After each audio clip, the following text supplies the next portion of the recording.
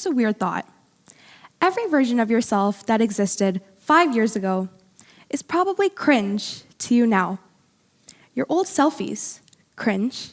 Your old outfits, cringe. Your old TikToks, please don't even talk to me about those. You look back and you think, who even was that person? But here's the interesting part. The only reason your past self feels cringe to you now is because you've grown. You've learned new things, you've changed, you've become more aware of yourself. So what if cringe isn't something to avoid? What if cringe is proof that you're evolving? Hi everyone, my name is Simrit Sammi, and I'm someone who thinks a lot about how people change. Not just physically, but mentally. How we grow, how we evolve, and why certain things that once used to feel normal suddenly start to feel embarrassing later on. I've noticed something, especially in high school. People hold themselves back constantly. Not because they don't care, not because they lack talent, but because they're terrified of looking awkward, of looking weird, of being labeled cringe. And suddenly, just like that, one word becomes powerful enough to stop someone from trying altogether. But here's the truth. Every single person you admire today has gone through a cringe phase.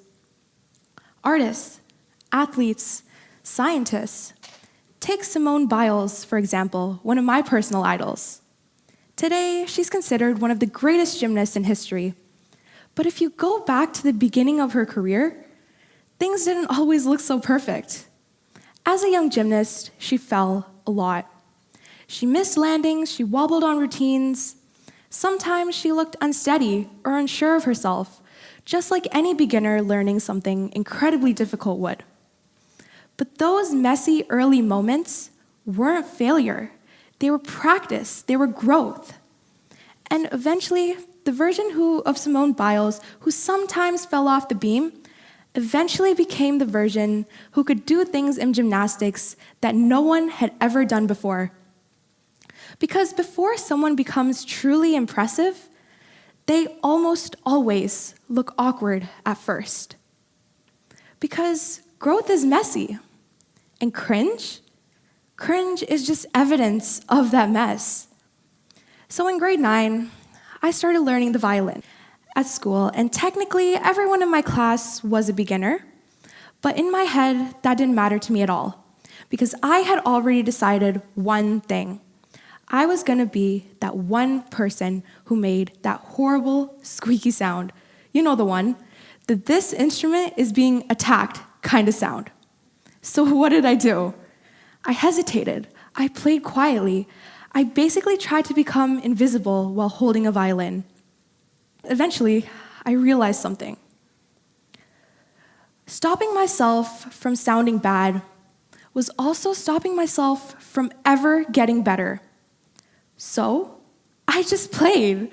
And yeah, sometimes it did squeak, but nothing dramatic happened. No one cared as much as I thought they would. And over time, I actually improved. I joined an out-of-school orchestra, made some of my favorite memories, and now playing the violin is something that genuinely brings me comfort.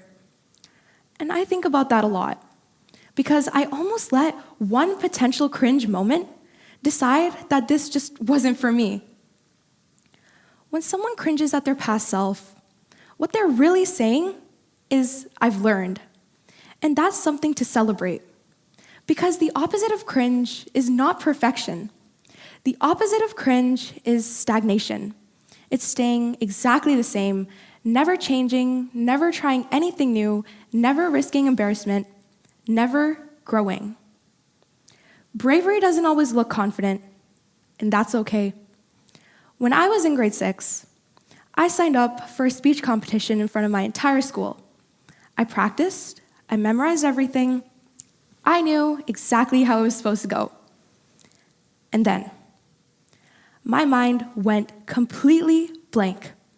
I remember standing there, heart racing, feeling the silence, thinking how everyone can see this. Somehow, I managed to finish my speech. But I walked off that stage feeling like I had ruined everything. And for a long time, that moment stayed with me. Not the courage I had to get up on there, just that one mistake. And I cringed at it. I let it define me. I started saying no to opportunities to speak, to put myself out there, just to avoid feeling that way again. Looking back, what stands out to me isn't that mistake. It's how much power I gave it. Because years later, when I had the opportunity to apply for a TEDx talk, that same voice came back. What if it's embarrassing? And for a second, I almost listened to it. I almost let it define me. But this time, I didn't let it decide for me. This time, I decided for myself.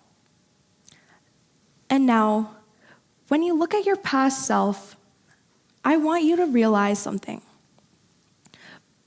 I want you to think of your past self, and when you say, "Ugh, that was so cringe," I want you to pause for a second. Instead of feeling embarrassed, I want you to ask yourself a different question. What part of me has grown since then? So here's my challenge for you. Do that thing you've been holding back from. Try that new hobby. Speak up.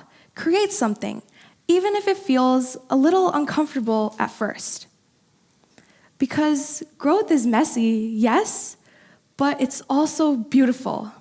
It's uncomfortable and it's awkward, but that messiness is where change happens. So now, when you look at an old version of yourself and cringe, I just want you to remember what that really truly means. It means you changed. It means you grew.